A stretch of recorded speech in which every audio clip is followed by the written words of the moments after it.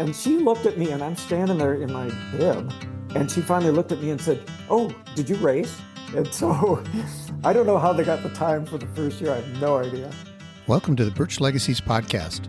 We are sharing stories celebrating the motivation, the perseverance, and the lifestyle choices necessary to reach the status of Birchlegger. That is, skiers who have completed 20 or more Birkies, Korteloppets, or a combination of both.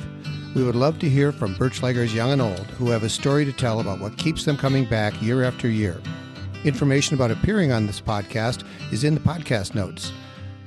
Hi, folks. Welcome back to Birch Legacies. And I am here with a very special guest who I just read about in Jerry Polling's book about the 50 years of the Birkebeiner.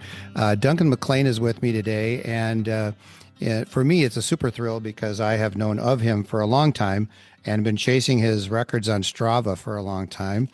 And not that I'll ever catch up, but gosh, it's really great to have you here, Duncan, and I appreciate you being on. John, thank you so much. I mean, if you can't talk skiing, what's better? Exactly. Well, I'm not sure how many of our listeners know about you, so let's just introduce yourself a little bit, talk about where you live, what you've been doing, what was your career, those kind of things. Okay. I was born in Duluth, but raised in Ironwood, Michigan, where there were no cross-country skiers at the time.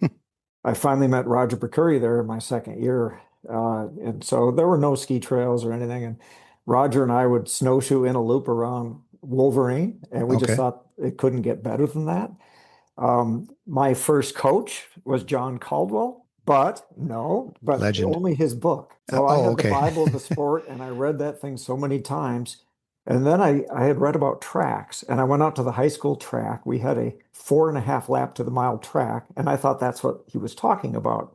And so I skied loop after loop after loop after loop on that with equipment that was embarrassing because you couldn't buy that in Ironwood either. Yeah. But anyway, humble beginnings. And then I wound up going to Carleton College, and really a pivotal person in my life was a guy named Sean Coos, who was the captain of my cross-country team. He was from Golden Valley. Okay. He lived near Theodore Wirth Park. And he was my first exposure to, I guess, what a real skier was like and a skier's lifestyle.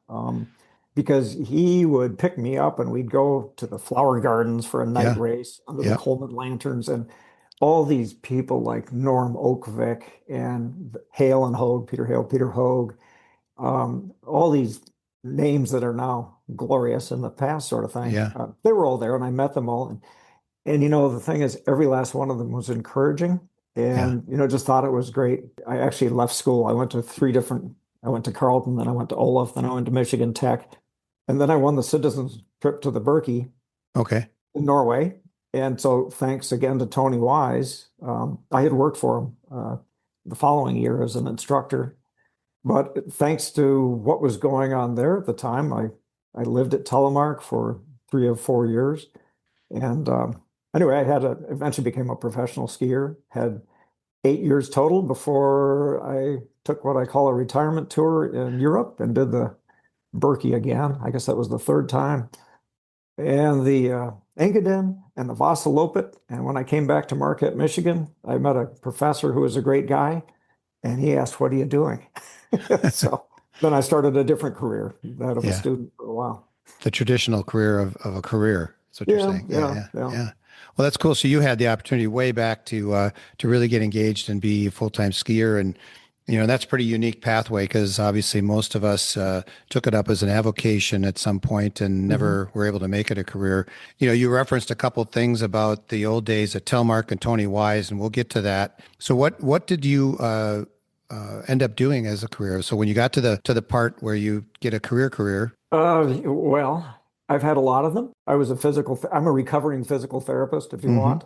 I taught at a technological college in La Crosse, Wisconsin. I taught physical therapist assistants. I taught various classes at UW La Crosse, but I was also a geologist briefly and a soil sampler for a bunch of years and a river raft guide. And I even took one of Tom Kelly and Peter Gray's trips over to Europe. That was a mistake. I'm not a tour guide kind of guy, but I've had a lot of different careers. I've also coached. I coached at Northern Michigan, helped out with the first women's team there, and then coached high school runners and college runners too. Okay. As an assistant. Yeah. And you're in Decorah, Iowa now? Yes. Yeah. Yeah. Luther College is right here.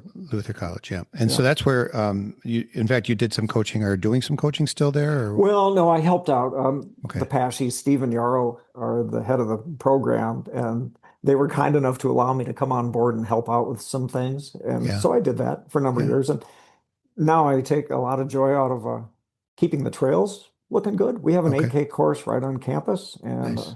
I get out there with a pole saw and I make sure it's pruned up. Cleared up. Yep. Yep. And I've been down to that campus. It's a nice hilly area. Oh, So it you is must have some beautiful. good terrain. Yeah.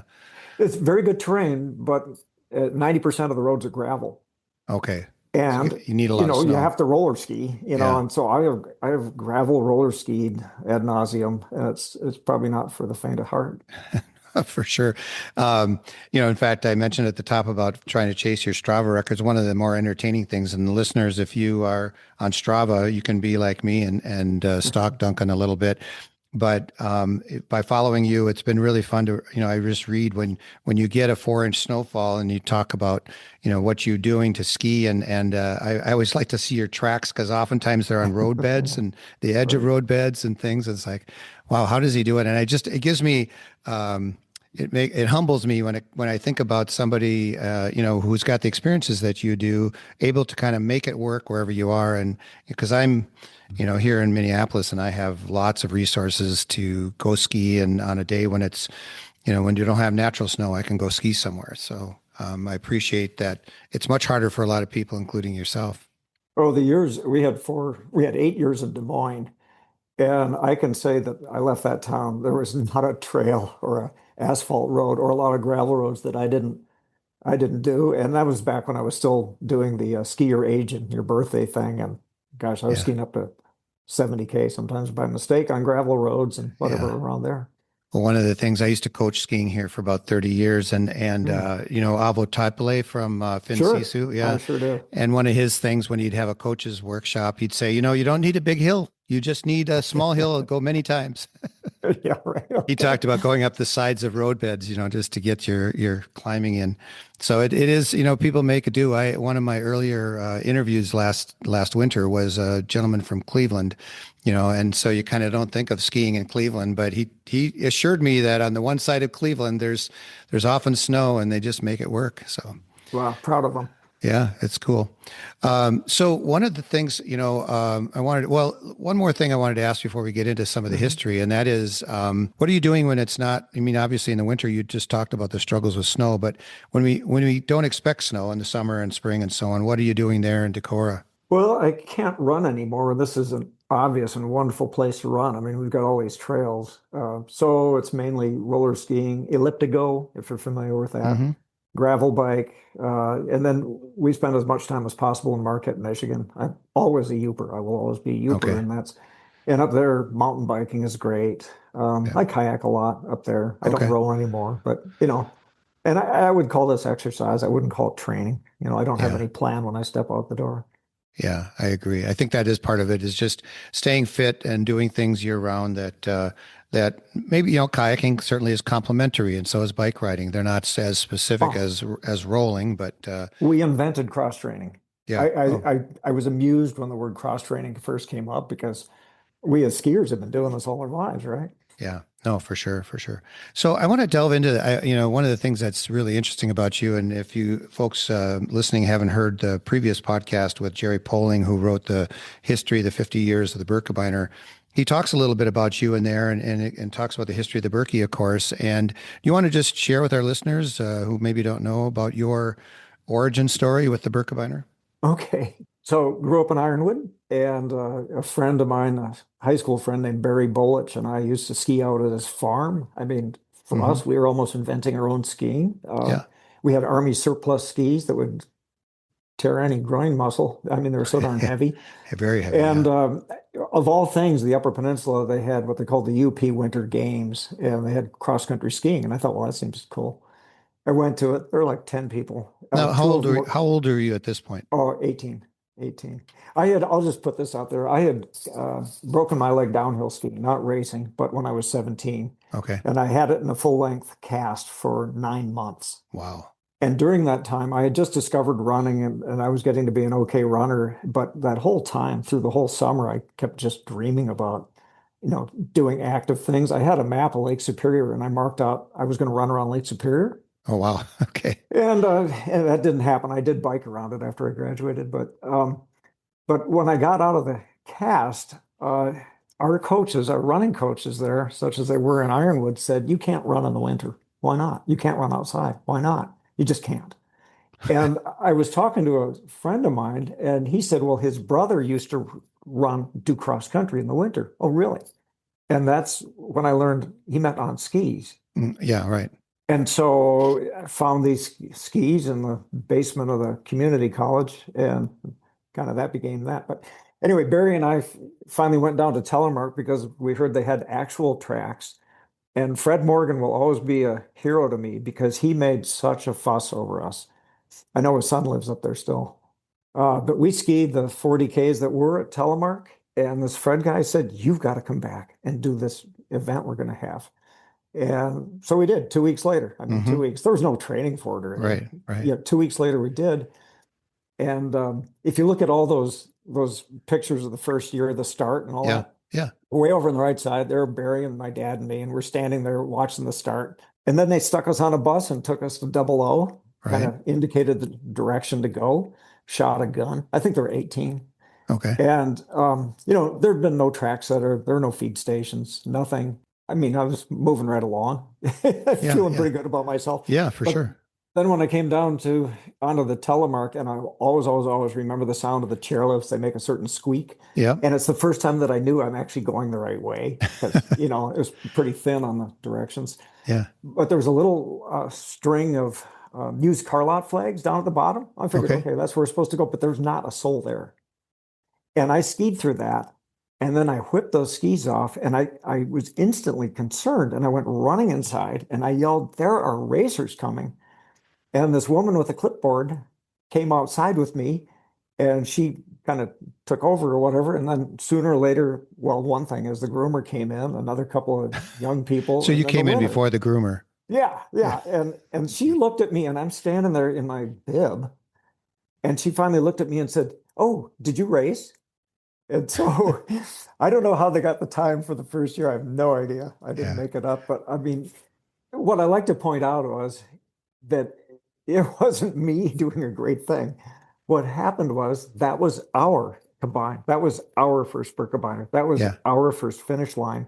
Yeah. And just by the luck of having been, shuttled ahead to Double O, this isn't on me. I mean, but I just happened to be the one that came and I want everybody to know it was that rough. No tracks, no feed stations, no greeters, nothing, and it was, okay, this race is born. And we were all good with that. Yeah. Wow. That is just, I mean, that's amazing to hear that. I didn't realize that you had been out there. The groomer was behind you.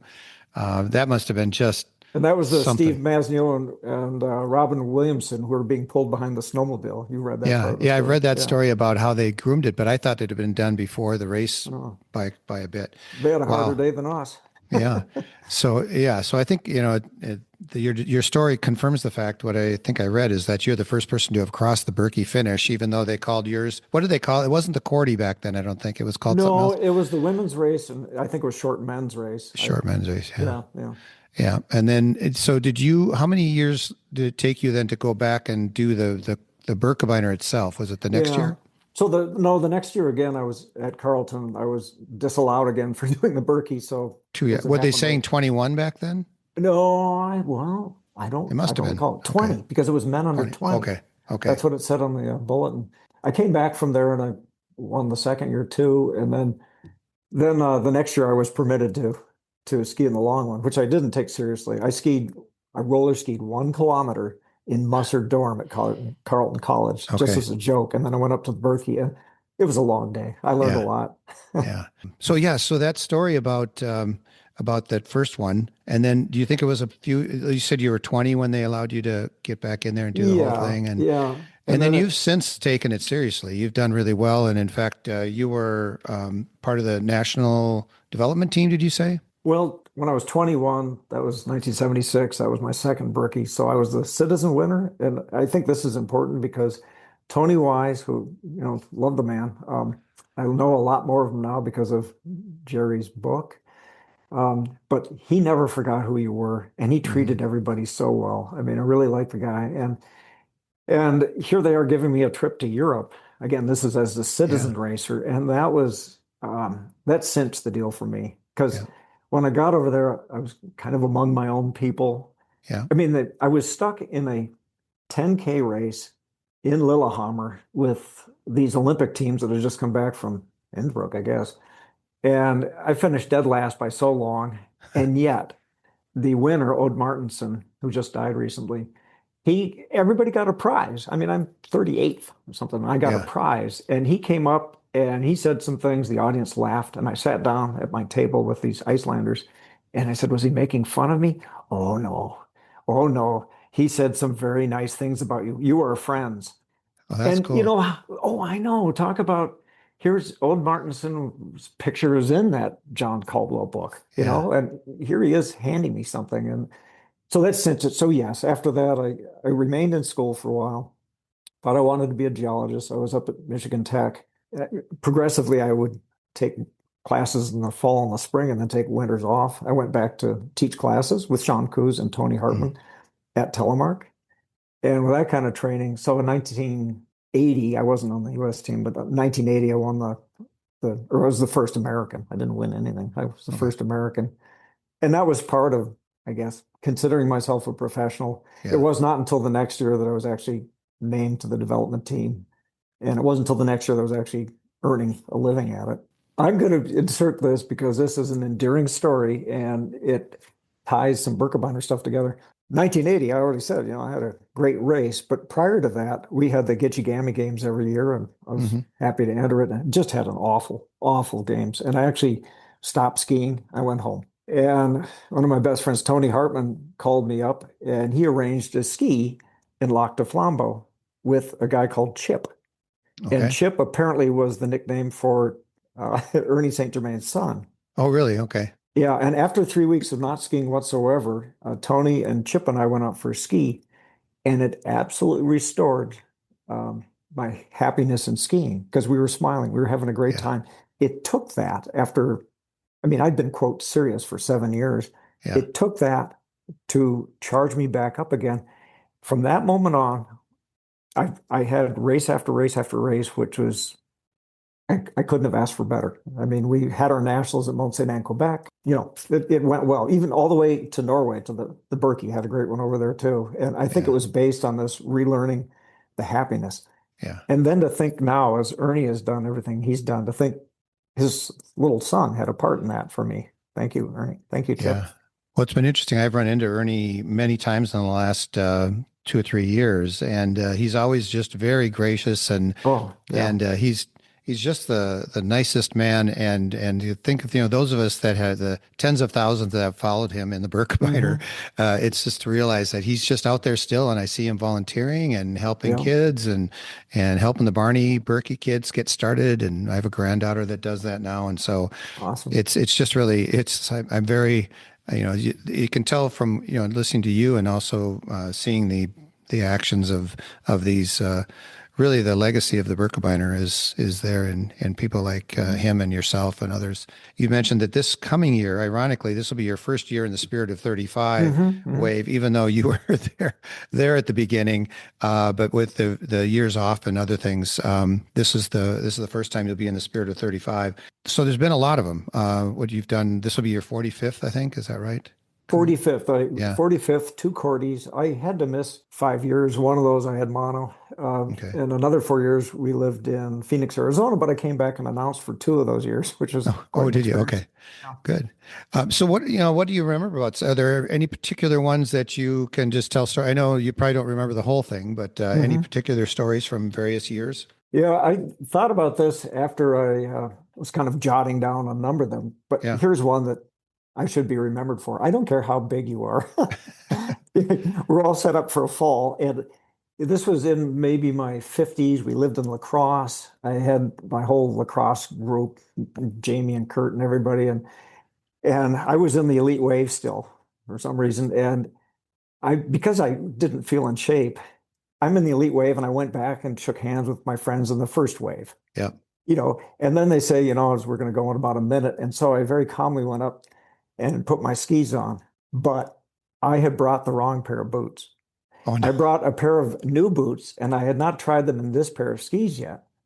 And I was just absolutely beside myself. And the wave went off fine. And I was finally down to standing in my stockings, trying to get these boots to go in these bindings. It Oh didn't my make any goodness. sense. There were Solomon, but there was one point there where they moved the Solomon pin back Yeah. 17 Yeah. millimeters. Okay, and that's not the bindings I had. I looked at this little kid on the side, and this little kid was standing there with skis. He must have been skiing with his parents. And I, for a brief moment, thought, I want to finish this thing so badly. I don't care about the elite wave. I wonder if that kid would let me borrow his skis. And actually, I ran up to Dennis Cruz, who was on the Yeah. announcer's Yeah. stand, Yeah. For and sure. I said, Dennis, you're not racing. Do you have a pair of skis? He hemmed and hawed. First, he announced it to everybody that I brought the wrong skis. Oh, thank you. Thanks, Dennis. Yeah, but then he ran down and got this coach, and the coach gave me a pair of skis and said, oh, and he said this name I didn't know. These are Brian's skis. And he said he's probably going to be pretty upset. But Dennis said that you know how to ski, so go ahead. And when you get to the finish, and so I started out after wave two. I mean, I saw wave after wave Yeah. after Yeah. wave go, and they were unbelievable skis. These things were rockets. Now, I didn't go and win the race, no way. But I got to the finish line and I walked around these skis looking for this Brian guy. And then I look up on the scoreboard and Brian Gregg Oh, Brian was Gregg. Yeah. on the podium. Yeah. And just as soon as I saw that and I looked what was written on the skis, he walks up. And you couldn't have seen an angrier looking guy. What are you doing with my skis? We've since become friends. I made a donation, but Yeah. so I don't care how big you think you are, you're still, and I'm reminded of this each year by all my friends, do you have the right boots? So yeah. So that was one, and then I think you shared with me you've got you were talking about a story with Herkenoten, Paracanoten. Yeah. 1980, I mean, it's hard for me to imagine, but I used to start out with the lead group. Yeah. And we're just shy of double O. There's a little uphill. I mean, I'll always remember it. It's kind of in that sunny little open bowl. And I was skiing with all these guys and feeling like I had every right to. And I remember coming up that hill and scampering into a herringbone. And this guy very calmly, Norwegian, said to me, "You got to calm down." And I looked at his face. Okay. And then he went on. He won that day. I Wow. was a good 5 minutes back, which would be Yeah. a good day for Just me. good. That's a good day. Oh, yeah. It was a wonderful day. But I think it's fun also to be scolded by the best. Fun. Yeah, well, that's good. It's just calm down. I had to tell myself that last year in the Birkie when I was telling you about the being in the 35 wave and when I saw what position You're I was in. leading. Yeah, and I looked down at my watch and my heart rate was 168 and I'm going, nope, nope, nope. You gotta you need to calm down or you will not make it to 10K. So I backed it off and that's when things changed a little bit. But yeah, anyway, yeah, no, it's you kind of the reality check. Either someone else has got to do it for you or you got to do it. Cool. So then you've had some family that's been involved now too in the Oh, Birkie yeah. and yeah, So my wife, Karen, has well, she used to come up. We would come up together and we do the Sealy Hills. And I guess I did the pre-Birkie on my own, but then she would do the Korte. And then our little kids, we lived in La Crosse at the time. And it got to be a tradition is I would drive up from La Crosse to Hayward on Thursday so the kids could ski okay. Then put them back in the car, go home, and then I go up on Friday and do my own thing. And eventually the kids grew out of that and they've done their fare of Corties. And probably the most memorable Birkie is skiing the whole thing with my son. That was just awesome. We had, yeah, had a good time. But the other traditions is in there somewhere, you have to have a place to stay. right. That's what I was going And to ask you about. Yeah. there used to be a resort called the Four Seasons in Hayward. Hmm. Friends would joke about a one-star resort. Really liked it. And we got a motel room there. But eventually, because we'd kind of gather together all these people. At that time, it was lacrosse. Yeah. Uh, Jamie, Brad, Milt, Kurt, you, Yeah. you name them, Dan. They would all come and we'd stay in a cabin. And then we rented two cabins. And then we rented three cabins and ultimately two motel rooms. And then the kids are part of it. Like Paul Yeah. McClellan's kids would come up, our kids would come up. And really, and we would all agree on a dinner for Friday night. This is when everything happened on Saturday. It Yeah. wasn't Right. spread out Right. like Anyway, Korte, snowbird. Birkie, everything. Yep. Right. So that was wonderful. Went for years and years and years, and now I think we're at the end of that run, but pretty good traditions there. Yeah, it's everyone listening and anyone that's a Birchlegger, unless they're fortunate enough to have a family cabin or something there, they've had to do the tango with the local lodging, try to figure it out, sleep on the Oh floor yeah. in the gym or, in all the different variations on that, borrow a couch or that type of thing. So Sleep in front of the fireplace at Telemark. I've done that, so yeah, yeah. Oh, have you? can't do it Okay. anymore. Yeah, no. Well, there's a fireplace there at the hub, but I don't think they'd let you in. Interesting. So then do you, I always ask this question about the day of in the morning. What's Mhm. your routine that morning? What do you eat and what, all that kind of thing? I tried the oatmeal thing for years, and that just doesn't do it for me. Uh, I bonk just to walk out the door. And I finally figured out that I call it egg McLean, but that's what I eat. Much to the disgust of my friend Jamie Manning, yeah, who's still doing the oatmeal. But yeah. though I'm eating like an egg McMuffin sort of thing, and that usually sticks with me. Okay. I mean, one thing about the Birkie is it seems like every year I try something new and stupid. And the year I tried the oh gosh, I tried a Camelback, and I could carry a full reservoir, but Yeah. I chose a liquid that was like strawberry flavored, so it was red. Yeah. Oh, And yeah. unfortunately, the very first bite on that nozzle, it fell off. And thereafter, for the whole Berkey, every time I'd tuck, there'd be this stream of red Okay. following me down the hills or whatever. I finished, a guy came up to me and said, "You have to get that looked at." Oh, yeah. He said it was blood following you. Yeah. Yeah. Oh, So, that's, I mean, yeah. I don't, I'm always up early. During the Elite Wave years was kind of fun because we'd always try to make the first bus. And back then you could, be in the top floor of Telemark Lodge. That was Okay. priceless times with Yeah. friends. And All right. So then the other thing that I was going to ask you about is just, and I like to share in the point of having this podcast is just to let people not only hear some of these stories from the old days, but also to kind of think about what the Birkie has meant to you. If we could, if you'd share that a little bit, tell us, what has it meant to you? it's like, how do you put it in words? But here I go is, um, so from the first, well, the Birkie meant something right off the bat to me Yeah. because I had a little bit of success into it. And then I wound up coming back year over year and watching it grow and being very proud of it. I have received so much from it, for heaven's Uh-huh. sakes. I mean, like these trips to Europe, I always feel like I owe something back. Um, I've joked with other people that, you can do a lot of different things in the world, but it's what you do in the Berkey that'll be Hmm. remembered. I swear there are people that will think Jessie Diggins, all she did was win the Korte and win the Berkey, Yeah. I Right. mean, because that's a Midwestern thing. But it is something to me, and I think it's the biggest pay forward at all is to keep encouraging new people to come in. I mean, I'm happy and proud American Birkebeiner Ski Foundation supporter. I always believe in Yeah. that, and it's always been worthwhile. It's also been fun in doing that kind of giving to do it in honor of some people like the groomers, Hmm. Bob and Harold Treeland, my mother, my father, the Central Dogs, Yeah. things like that. I've always tried to honor them because all of those, either individuals or entities, were tied together in this.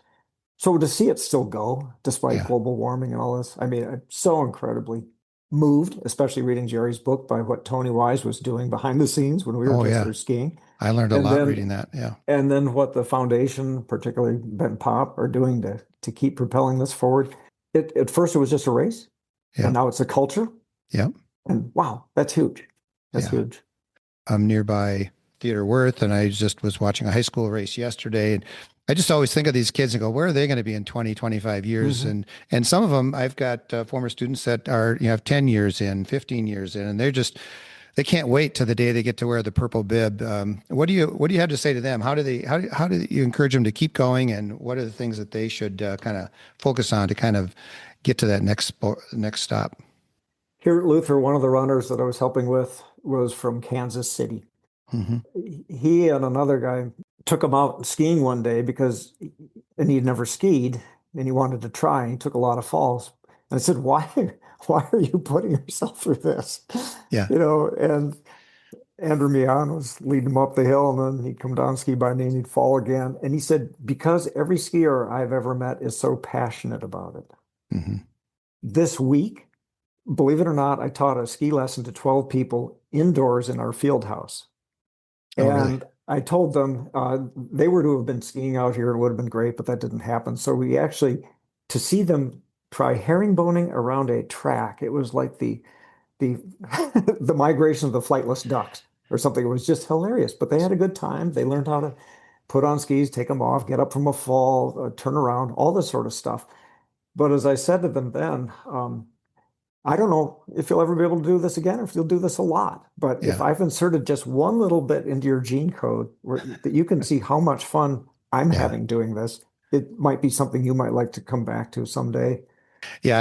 I just appreciate that and that perspective. And you know, you and I are both veterans and enjoy, you know, this for our own personal reasons. But I think each person kind of has to come up with their own connection to it. And like you said it eloquently there, you know, get it, if I can get a little piece of it into your DNA, then you're off and running and you'll do it some more. It's fun to see people that have been gone for a while find a reason to come back and then reignite, as it happened for you with Ernie St. Germain's son, and just, you know, Right. reignite that love. And if you're listening and you need a little kick, just get back out there. And then, you know, when next time you have a chance to be out, do it. Even if it means being on, you know, if there's not enough snow, just go do something else outside. So, anything else you want to share? I really thank you for joining me today, and I really look forward to.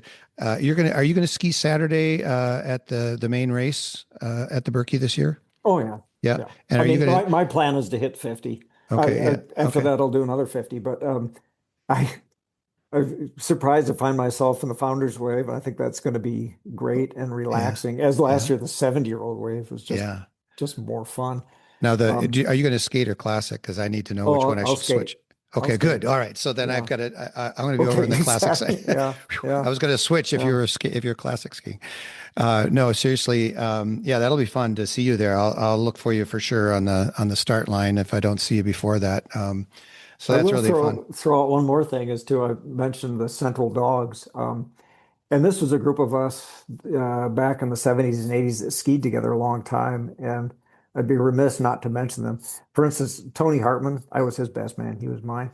But Okay. he announced the Birkie for over almost 40 years. Wow. I mean, Okay. he would ski the thing and then come back and announce it. And his father was the patriarch, I think, 3 times. And very sadly, the last year made it as far as, I don't know, like Sunset Hill or whatever it is, and then got pulled off the course. Sten Feldheim, it was mentioned in Jerry Yeah. Polling's book, and he's the one that was standing next to me and told me to put on my skis during the Great Norwegian Invasion. Yeah. But he and I have skied this any number of times together, and for heaven's sakes, he's inspired. Oh, it's just amazing his Yeah. He's coaching a legend. feats that he goes. Was he at Marquette? He's a Marquette, Northern Yeah. Michigan Yeah. He University. was their coach. Yeah. Yeah, coached for 36 some years. But Yeah. he and I Legend. and Tony were part of the Telemark Academy together. Okay. And then the person whose shoulders we all stand on is Roger McCurry, who's now up in Ely, fully retired pretty much from skiing and everything else. But um, he finished second or third or fourth or something in the Birkie during the early years. His Uh-huh. first one was 1974, and he just Okay. talks about skiing down roads and nobody in Yeah. sight and all this sort of stuff. But he's the one that taught us how to get in a Datsun B210 and drive across the country. And he would represent us in coaches' meetings and whatnot. He coached any number of little kids up in Ely. So this, what I'm saying about the Central Dogs is the spreading effect of all of these skiers. I mean, each of us in our own way Yeah. has influenced others, and it's remarkable to look at someone that started at Telemark. Yeah. Well, that's good. Yeah, and thanks for adding that, because I think when you think about it's hard to understand in the moment the effect that the influence you have on the people in the future. The obvious thing is your own children and things, but coaches Mhm. and people who just show an enthusiasm for it, and you come across on the trail and they ask you, I'm having trouble skating up this hill. Can you give me a lesson? Right. Just out of the blue because they think you're better than them. So. Better skier, but those are things that spread, and it's part of that whole philosophy and the way that skiers think of their role. So thanks, Coach John. Yeah, yeah. Well, no, Awesome. but I mean, saying you said the same thing, Seriously. and you've been doing a lot of that, and I think that's Mhm. helpful. And a lot of the people that I've interviewed so far have that kind of influence in different ways. So Mhm. that's really important. Well, again, thank you so much, Duncan, and I appreciate it. I will, again, like I said, look forward to seeing you soon. Thank you so much for spending the time, John. It was so enjoyable. Thanks for listening. Please check out the podcast notes to see links to the Birch Leggings Club and the Birkie website. If you've skied a combination of 20 Birkies and or Kortes, I encourage you to join the Birch Leggings Club. If you'd like to tell your Birkie story, please contact me, John Peterson, at my email listed in the podcast notes or by filling out the guest application form linked there. Please subscribe to our program wherever you get your podcasts and leave a review. You can also text us directly from your phone or computer using the quick link in the notes to let us know how we are doing.